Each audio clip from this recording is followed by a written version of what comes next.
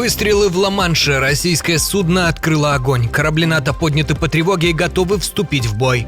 Госпереворот прямо под носом РФ. Запись признания, которую не должны были услышать десятки тысяч людей на улицах. Силовой захват власти.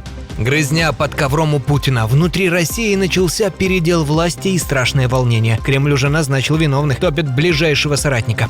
Россия начала официальную подготовку к завершению войны. Время сворачиваться.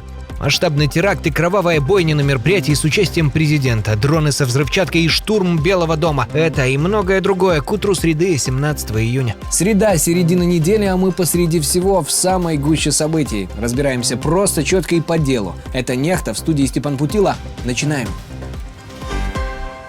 Россия снова лезет на рожон, теперь уже прямо с пальбой у чужих берегов. Российский фрегат «Адмирал Григорович» прямо в Ла-Манше дал предупредительные выстрелы по сблизившейся с ним яхте под британским флагом. Корабль этот, по данным The Telegraph, в последние недели крутится у британских вод и пасет танкеры своего теневого флота. После инцидента британские и французские корабли подняли по тревоге. Пальба по гражданской яхте у берегов Британии – это уже откровенная провокация. Юбилей Трампа с боями UFC у Белого дома, о котором мы рассказывали, мог обернуться жестокой и кровавой бойней. ФБР заявило, что предотвратило масштабный теракт. По версии следствия, заговорщики планировали ударить дронами со взрывчаткой по зданиям рядом, устроить панику, погнать толпу прямо под заранее засевших снайперов, а второй волной попытаться штурмовать ворота Белого дома. Самое леденящее здесь уровень подготовки. Это был не случайный самоучка, а четко выстроенный сценарий, чтобы максимально увеличить число жертв. 5 уже задержали под подозрением, целая сеть из 23 человек, которые коммуницировали через мессенджер Signal. Целью, по их словам, были капиталистическая элита и политики. Расследование охватило аж 12 отделений ФБР. Если все подтвердится, Трамп и тысячи зрителей чудом разминулись с настоящей катастрофой. А список покушений на него тем временем растет пугающе быстро. Кстати, а почему все Трампа убить так хотят-то?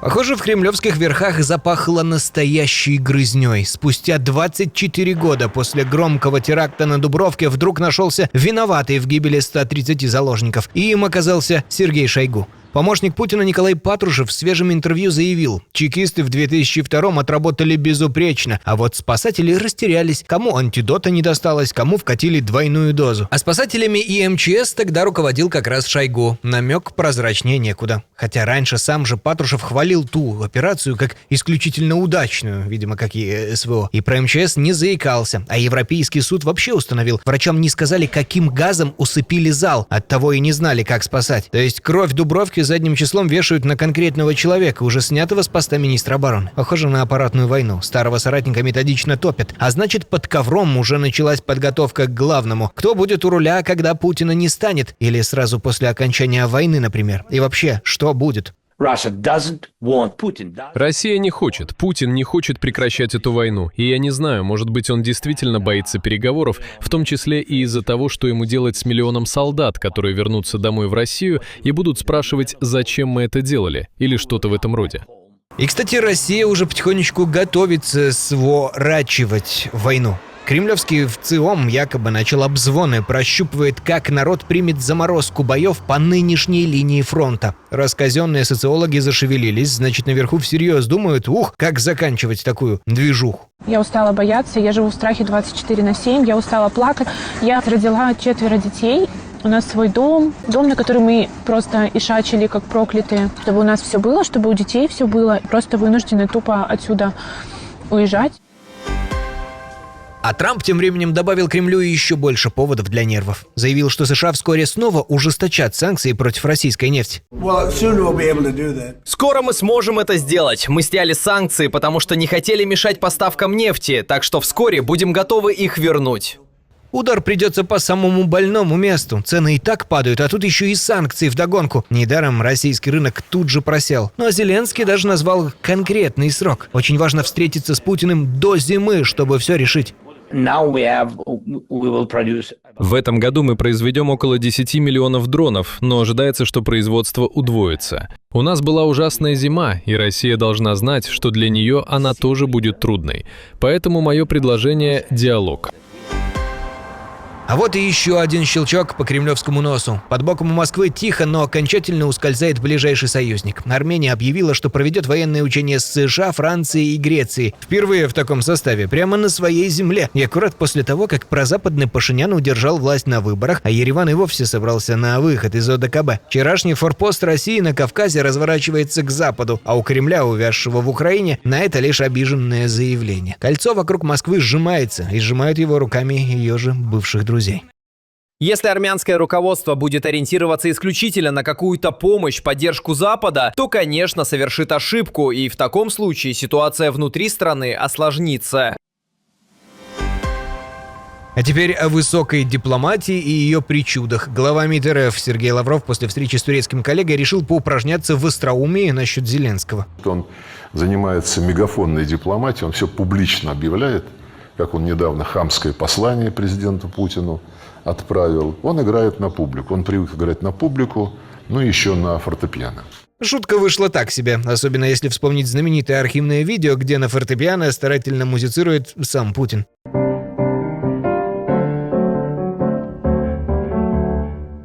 Хотя нет, это не он. К сожалению, не играл на фортепиано никогда. Ну, может, там играл Паллаич или Банкетный. А пока Лавров острил, на самом саммите G7 разворачивался свой маленький спектакль угодничества. Канцлер Германии Мерц торжественно вручил Трампу белую футболку немецкой сборной с фамилией Трамп на спине и номером 47. Ну, Трамп же 47-й президент, хоть и 45-й тоже. Да еще и умилительно это все обставил. В конце концов, мы в одной команде. Похоже, на нынешнем саммите и в современном мире главное искусство не переговоры, а умение вовремя угодить имениннику. Россия может ударить по странам Балтии уже в самое ближайшее время. И это не страшилка, а трезвый разбор от человека, знающего войну изнутри. В эксклюзивном интервью «Нехта» генерал Роман Полька, легендарный создатель польского спецназа «Гром», объяснил, миф о непобедимой российской армии рассыпался. Она на 5-й год намертво увязла в Донбассе. Но именно поэтому Кремль может сейчас внезапно пойти на повышение ставок там, где слабее всего. Элемент заскочения. Все говорили, что с Украиной не получится, а он взял и сделал. Этот элемент внезапности, проверки на прочность, может быть применен именно в Литве, Латвии, Эстонии. И тревожит его не сила России, а беспомощность Запада. Из почти 2 десятков дронов, залетевших в Балтию, сбили всего 2. Остальные упали там, где хотели, потому что солдаты видят цель, но без приказа сверху стрелять не смеют. Но главную мысль Полька повторяет неоднократно и бьет ею прямо по кремлевской пропаганде, что вбивает клин между поляками и украинцами. Украина платит собственной кровью за то, чтобы дать нам время подготовить оборону. Если бы она капитулировала, эти колоссальные ресурсы использовали бы уже против нас.